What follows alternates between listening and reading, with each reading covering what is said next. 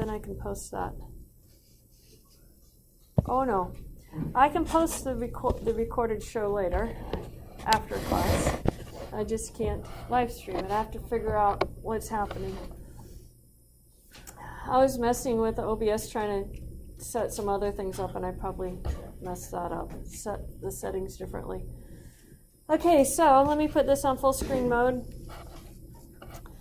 What we're talking about today is polynomial functions of higher degree. Section 2.1, which we did before the test, if you recall, we talked about quadratic polynomials, or something of the form, I was grading last, so that was reading. Something of the form ax squared plus bx plus c, and how to graph that. And remember, what we needed to graph that was we found the vertex, we found the x-intercepts, if any. We found the y-intercept. And then we looked at any shifts and reflections. And then we graphed it.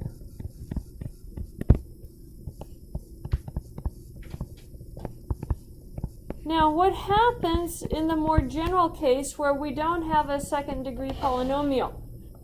The rest of, well, up until section 2.5, we're going to be talking about that. So that's going to be 3 sections dealing with how to graph these when they don't have a square in that polynomial place. You're going to have a higher degree than that.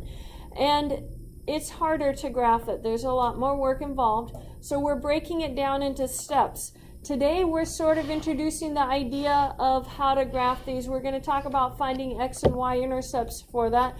We're going to talk about knowing what the behavior is of the graphs in between and beyond the x and y intercepts. But then in section 2.3 and section 2.4, we're going to be talking about specifically how to find zeros of polynomial functions of higher degree. You can't use a quadratic formula because it's not a degree 2 polynomial. So some of our other methods that we have, and we're going to be talking about that specifically. We're going to come back to section 2.5 and we're going to put it all together. So section 2.1 was 1/2 of the information. That is when we have degree 2 polynomials. 2.2 through 2.5 is the other half of how to graph a polynomial. So if this seems a little pointless at first, it's because we're going to put it all together at the end. We're going to take a couple side roads and bring everything together. The goals. We want to be able to use transformations to sketch graphs of polynomial functions. We're going to use the leading coefficient test. We're going to find and use the real zeros. Real zeros are x-intercepts. And then we're going to use an intermediate value theorem. The intermediate value theorem we call IVT to help locate real zeros. This one's actually going to be relatively useless, and we're not going to spend much time on it. But it is an easy theorem to use, and when you're programming, it is what we use. If you're trying to programmatically find the zero for something, we will use this intermediate value theorem to do that. But when you're doing it by hand, it's relatively useless. There are other methods that are easier. Okay, so what we need to know about a polynomial function. The graph of a polynomial function is continuous. There are no jumps. There are no missing areas, no holes. It is a smooth curve, so there's no corners to it. So the graphs of polynomial functions look something like that, maybe. Or maybe they go up, up, and then back down. There are no corners on it, there are no holes on it, there are no jumps. So when you're sketching these, you have to get from one dot to the next without lifting your pencil from your paper. You have to not have any holes anywhere when you're sketching these. You also don't have any corners, so make sure everything is rounded. Don't give me any pointy tips of anything. Everything needs to be rounded. And then one final caveat. Not all graphs which have smooth rounded curves are graphs of polynomial functions. Those of you who have taken trig know that the sine curve is like a sine or a cosine wave. Is smooth, rounded, no corners, and I can't draw it very well, but it is not a polynomial function. You can represent it by a polynomial function. You can approximate it by a polynomial function, but it is not a polynomial function. So let's start with finding the zeros. Remember, zeros are x-intercepts. How do we find x-intercepts? Set y equals to 0 and solve for x. So y is this whole f of x thing. So we're going to say 0 is equal to 2x cubed plus 4x squared minus 6x. I didn't want us to ponder this too long, so I factored it already for us.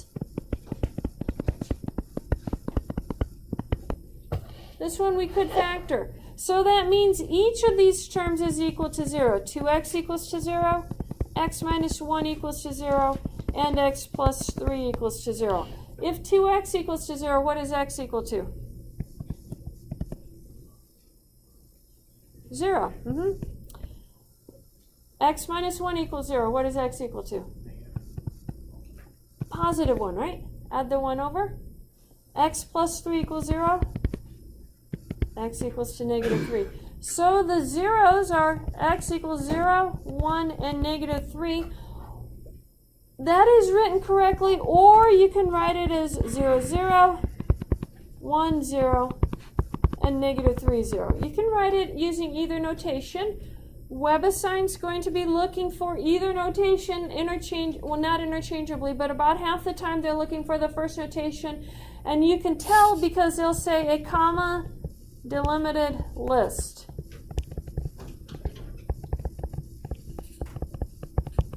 So a comma delimited list. If not, then they will give you parentheses and expect you to put the numbers inside the parentheses yourself. So you can tell by the context of what they're asking you to do in the answers to which way they want it. Okay, we have been doing this already. Pretty much since day one, we have been talking about finding x-intercepts. Don't confuse the term zeros with something new. It's not. It's just another way of saying find the x-intercepts.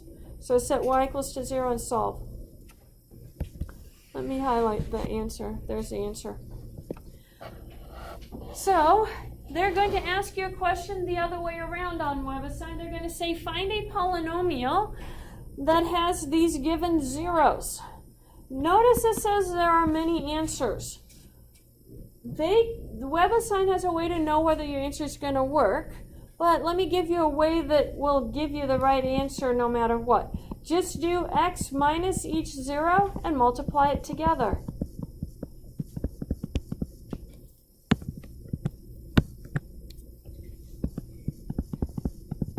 Subtract off each zero, multiply it together. It has to, for each of these to be a 0, that means x minus the value has to be equal to 0. That's how you get it to be 0. And then you multiply each of those terms together, and we're going to call it y. Well, let's simplify. What is x minus 0? I was hoping for x. X minus a minus 10. X plus 10. Now, I'm going to FOIL these two together. So I'm going to have, from the first terms, we get what? X squared. From the outside, 10x. From the inside, negative x.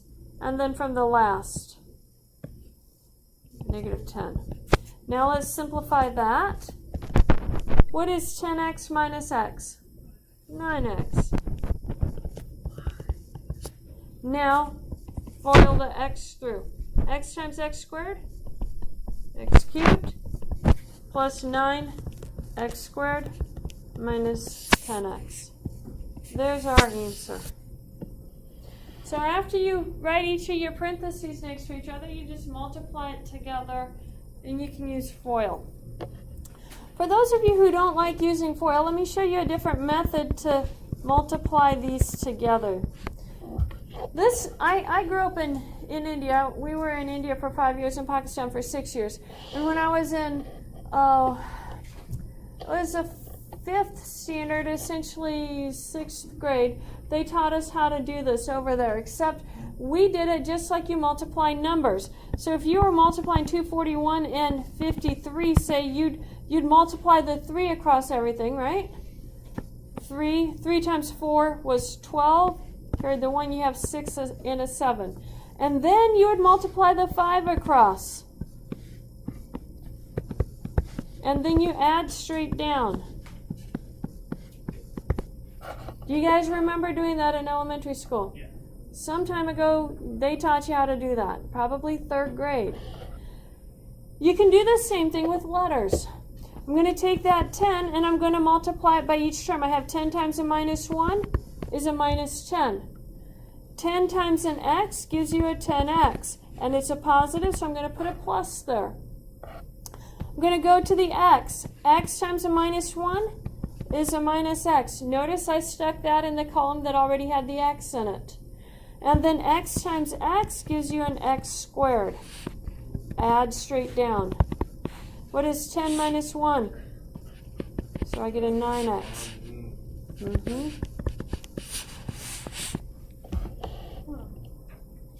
It's easier as long as you don't mind wasting paper, because it uses more paper, but it lines everything up the way you want it.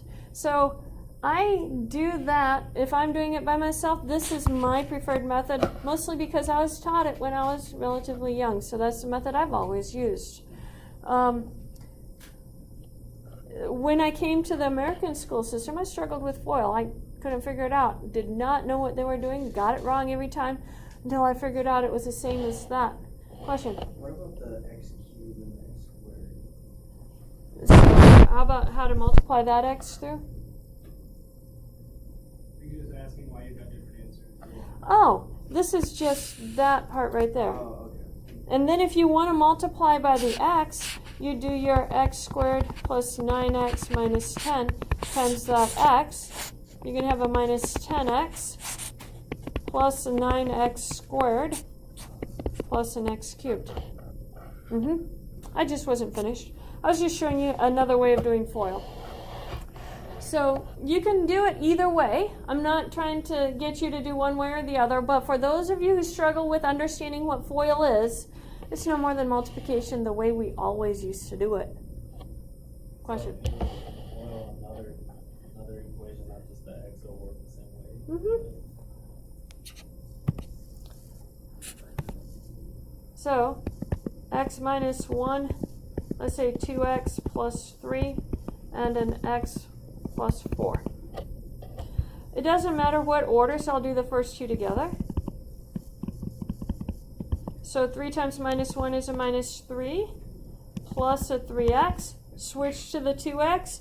2 times a minus 1 gives you a minus 2x, and then a 2x squared. What is 3x minus 2x? 1x, so we just write that as x, and then your 2x squared. Now you multiply by the last one. So 4 times a minus 3, negative 12, then you get a plus a 4x plus an 8x squared, and then start with the x. You're going to have a minus 3x plus an x squared plus a 2x cubed. Add straight down. Negative 12, 4x minus 3x, x, and it's positive. 8x squared plus x squared, 9x squared, and it's a positive, and then 2x cubed. Now suppose you're missing some terms. Suppose you have x cubed plus 4x, and you want to multiply that by an x minus 1. I'm going to do x cubed plus 4. It doesn't matter whether it's plus 4x or not. I just want really different powers. It's going to work the same way. You're going to have minus 4 minus an x cubed.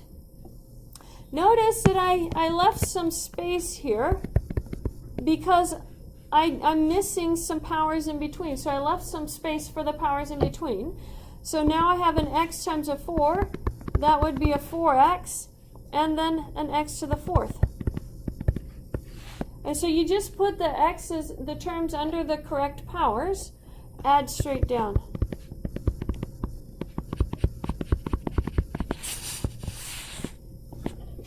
Works no matter what. I really, really don't understand why the American school system insists on using FOIL, except to confuse you guys. It worked well for me. I was very confused on that. When I transferred to the American school system for my 6th grade year, which was the equivalent of the 5th standard that I had done, so I was sort of repeating information. But I failed math in the American school system in my 6th grade year. I could not figure that stuff out. And it wasn't until I sat down and realized it was the exact same material that I was taught before, and I started doing it the way I knew how. Then it worked. So use what you're most comfortable with. If I'm not teaching you a method, and you know a method that works, use your method that works. There's more than one way to do this. Okay, so now the whole crux of this, we are motivating our next law. So I'm going to sketch something that has a an odd degree, and something that has an even degree. So let me make my table. And I'm going to use -1, -1/2, 0, 1/2, and 1. And the reason I'm using -1/2 and 1/2 will become apparent in a minute. What is a -1 raised to the 5th power? -1, and then the minus in front of it makes it a +1. Okay? So this is my XY column. I'm going to have -1, 1. What is -1/2 raised to the 5th power? It's going to be negative, but it becomes 1/8, right? 2, 4, 8, 16, 32. 1 over 32. And then you have that minus right there, which is going to make it a +1 over 32. No, most people don't. How about 0 to the 5th power? 0. What does that minus sign do to it? 0. Yeah, we were having a discussion in I think it was my abstract algebra class about 0, -0, +0. 0 is the only number that if you put a minus or plus sign in front of it, it doesn't change it. It's always the same, which is actually called the additive identity, but they gave it a special name because of that. Now let's plug in 1/2 to the 5th power. Positive, and then we multiply the minus. So -1 over 32. And then plug in the 1 to the 5th power, which would be a +1. Minus sign makes it negative. So let me sketch that graph right here beside it.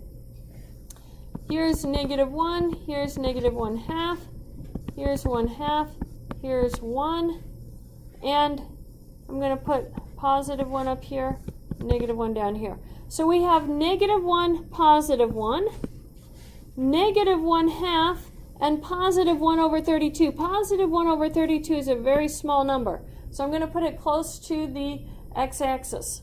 Then it goes through 0, 0, 1/2 -1 over 32, which is almost 0, and then 1, -1. Join it with a curve, no corners.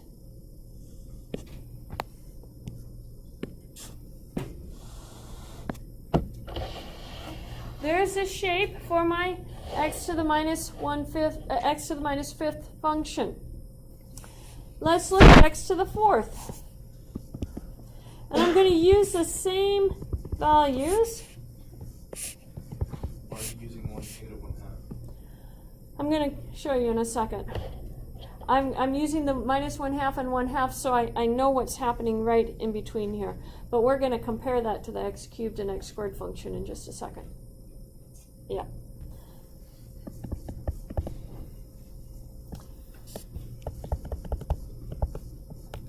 Okay, so -1 raised to the 4th power is?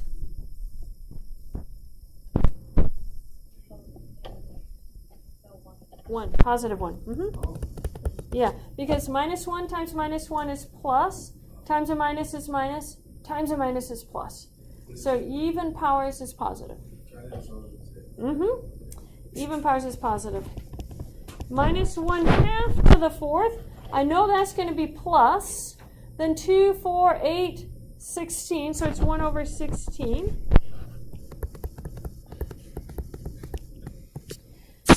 What about 0 to the 4th? 0. We got that one. 1/2 to the 4th. 1 over 16.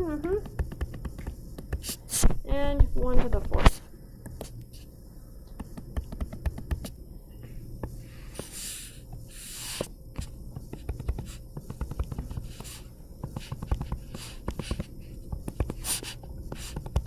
So I have negative 1, 1.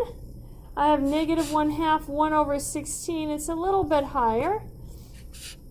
We have 0, 0, 1/2, 1 over 16, and 1, 1. Join it with a curve. No corners. So that means that it's sort of flat down here.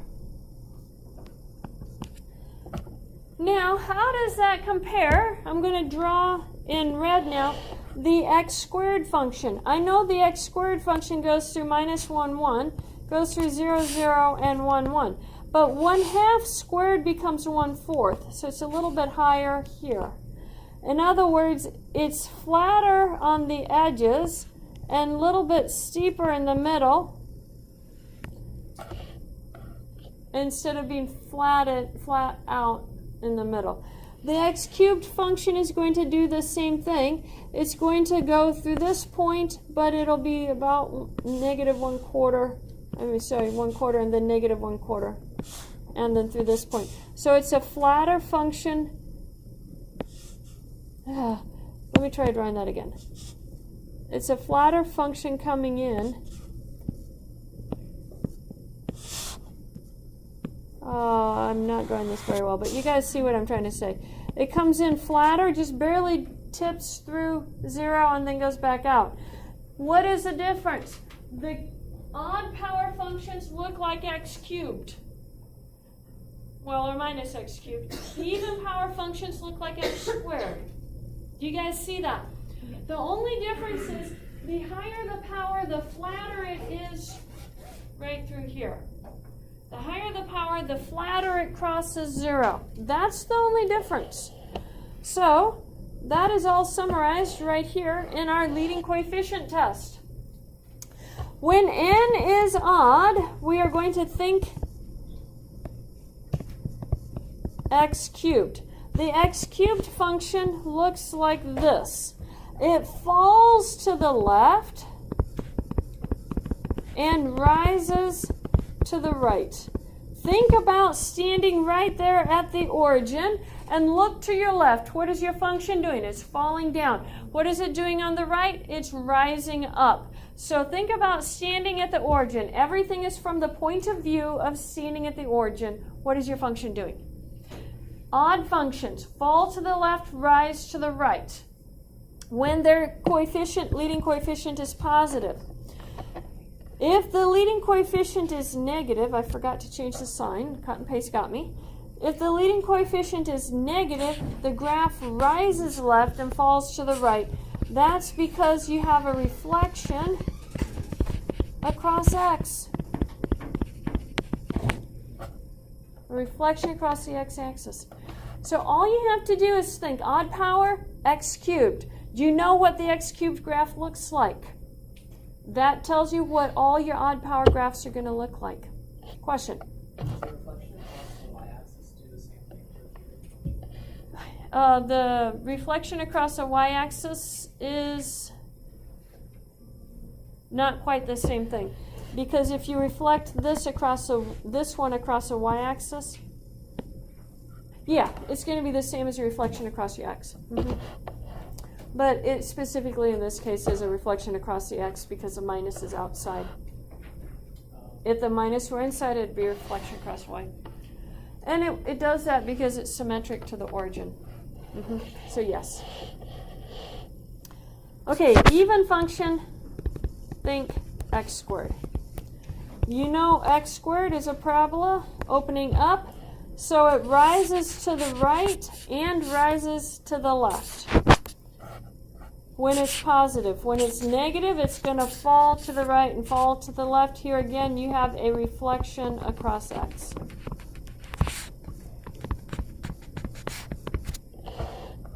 Okay? So you don't have to memorize this test. All you have to think about is evens are x squared, odds are x cubed. That's all you have to think about. You don't have to memorize the test. Now your homework is going to say use the leading coefficient test, so you need to know what the name means, but it simply means think x cubed or x squared and give the behavior based off of that. So let's look at this. Number 1 right here. Describe the right hand and left hand behavior of the graph. Look at the leading coefficient. Odd or even? Odd. In fact, it is an x cubed function. And then you have the negative in front. So the x cubed looks like this. You reflect it across your x-axis, and it's going to be like that. So what is it going to do? Rise left and fall to the right. Okay. Look at the next one. What is the leading power? What is the degree? Even. So it's like an x squared. Leading coefficient, negative or positive? Positive. So that means it's going to rise left and rise right. It's going to look like a parabola. It's going to open up both sides. Let's look at number 3 here. What is the highest degree? 5. And the leading coefficient, positive or negative? Positive. Nothing is there, so it's like a positive 1. So what does it do? Falls left and rise right. Can we do that? That is like so easy for you guys by this point in comparison to some of the stuff we did at the very end of the last chapter. Yeah. Last chapter got hard. This one will get hard too before we're done. Checkpoint number 1. Get out a piece of paper. Make sure your name is on that piece of paper. If you don't have a piece of paper, beg, borrow, or,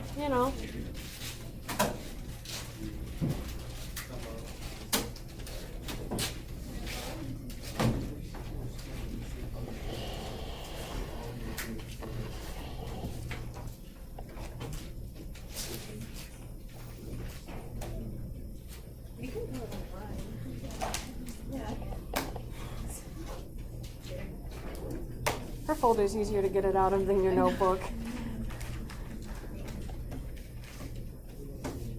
Make sure you compare your answers with your friends, guys. There's nothing that says you can't work together on these. In fact, you're highly encouraged to work together.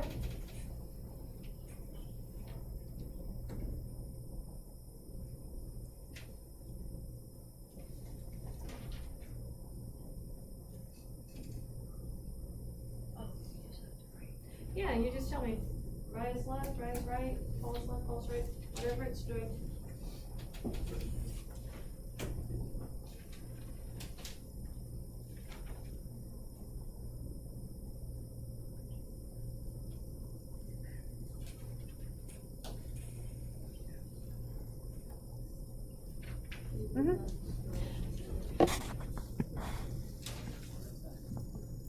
I guess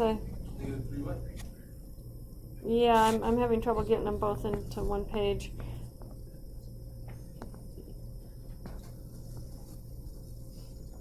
Yeah, it won't fit on one screen. So, yeah, all you have to do is here. That's odd. So it looks like a cubic function. So, and remember, what does a cubic function look like?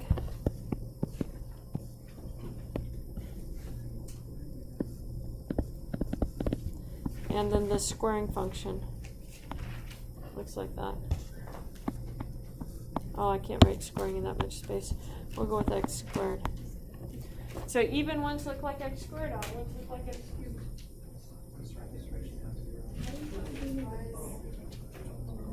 rise and fall.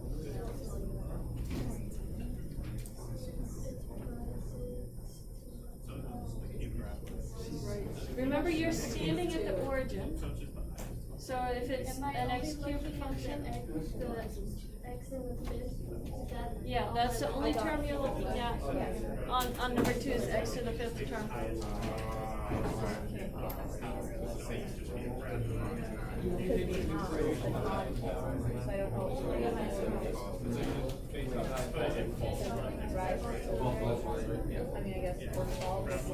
Good stuff, man.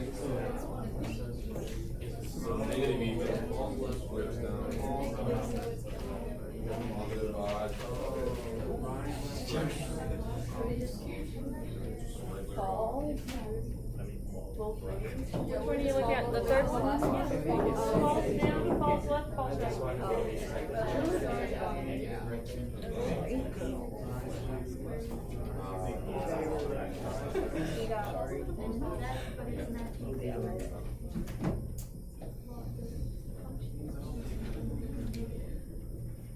So what did everybody get for the first one? Falls left, rises right. Falls left, rises right. How about the second one? Rise left, fall right. Rise left, fall right. Now why would that one be opposite? Because of the minus in front, it flips it. And then how about for the last one? Falls left, falls right. Falls left, falls right. They both go down. Okay, let's continue then. Zeros of polynomials. You're going to have the same number of zeros as you have exponents. Some of those zeros are going to be repeated, and we're going to talk about that next class period when they're repeated. Your homework is going to ask you about turning points. You have your degree minus 1 for your turning points. So if you had an x cubed minus an x squared plus 1, it's going to have 2 turning points. Turning points are where it changes from going up to going down to going up. Yeah. So it has 1 less than it has a number of zeros for its turning points. Isn't that the peak of it? Doesn't it have a turn? So if you're going up, coming down and going up, here's a turning point, here's a turning point. Does it have a specific turn? Or no? It's just called turning points. When you get to calculus, we'll call it an inflection point. Okay. Yes. But here they just call them turning points. And inflection points are a little more specific than that. These are just where it changes from increasing to decreasing. Okay, so that's all you need to know is your degree minus 1 for turning points. Your degree is the maximum number of zeros. You can have some repeated zeros. The zeros, the term 0 means x equal to a is a 0. It means that f of a would be equal to 0. If you plug it into your polynomial, it's going to give you 0. This is your most important term. It means it's a factor of the polynomial, and it means that it's an x-intercept. So these are what we care about the most. The other 2 terms are going to come when we get into section 2.5. We're going to be using those 2. But for right now, we just care that it's a factor of the polynomial, and it's an x-intercept. So we want to find all the zeros of this function.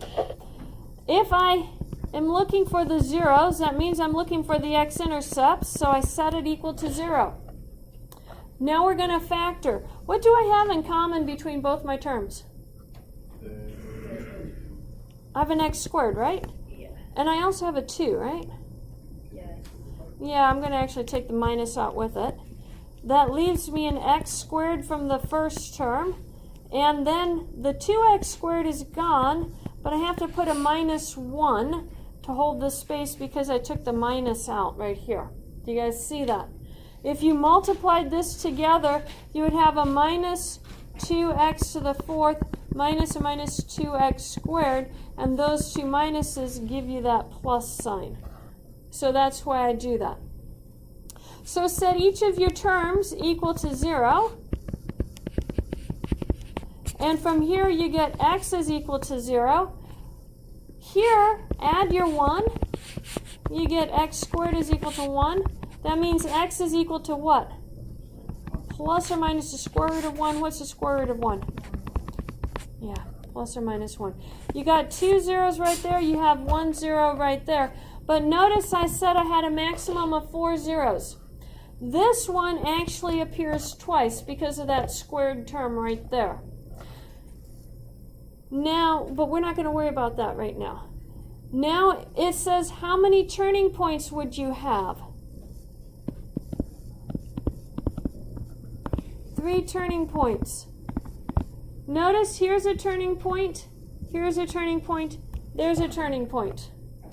Maximum and minimums, relative maximums and minimums, those are our turning points. That's where the graph changes from going up to going back down to going up and then going back down. So it has 3 turning points, and if I look, there's a +1 for the 0, there's a -1 for the 0, and there's x equals to 0 for our 0. So finding the zeros is what we've always done. You're going to have to factor for doing this on this homework. Any questions on that? Okay. Repeated zeros, we need to talk about this definition and one example and we'll be done. It says x minus a raised to a power is a repeated zero of multiplicity k. Then if k is odd, the graph crosses the x-axis. If k is even, the graph touches the x-axis. Go back to the previous slide right here. This had an x squared. That came from this term right here. Notice the behavior. The graph just touches the x-axis. But for each of these, they came from this term right here. I could have written this as x minus 1 times x plus 1. That is a power 1 on each term. That is odd. It crosses. That is our multiplicity for our zeros, our rule for that. If the power on your factor is odd, it crosses the graph. If the power on the factor is even, it's going to touch the graph. Memorize this. This is a test question. It has been and always will be a test question. It's an easy test question. So make sure you know that rule. I will ask you if if 3 is a multiplicity of, is a 0 multiplicity 4, does it touch across the graph? And you'll circle the one that, the behavior that it does. You're going to actually get to know that rule very well. These are the steps to graph your polynomial. We are going to come back to that later. Let me pick up here next time. We are actually out of time. You should be able to sketch your graphs based off of the information, but I'm going to show you this example next time in class. Do what? Did the class went by fast? It did. I took 10 minutes passing out the test at the beginning, so that's why it was shorter.